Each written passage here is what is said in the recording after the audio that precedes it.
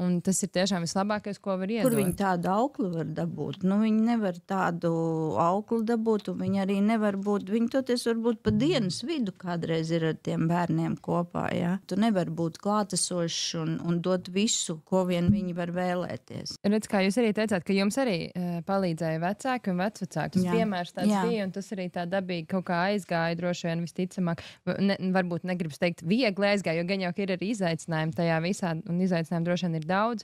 Tas, ka ir tas balss, ka ir tā ģimene, kas palīdz, man liekas, ka tas ir vislabākais pie tās situācijas, kura, piemēram, ir jūsu ģimenē, kad arī Rūta vai Kaspars ir izvēlējušies to profesiju un strādāt šajā virzienā. Tas ir vislabākais, kas var būt, ka jūs varat iedot bērniem tāpat to ģimenes sajūtu, jo auklīte ir auklīte, viņa atnāk, viņa aiziet, pēc tam viņa tomēr ir cilvēks no malas, bet jūs iedodat to.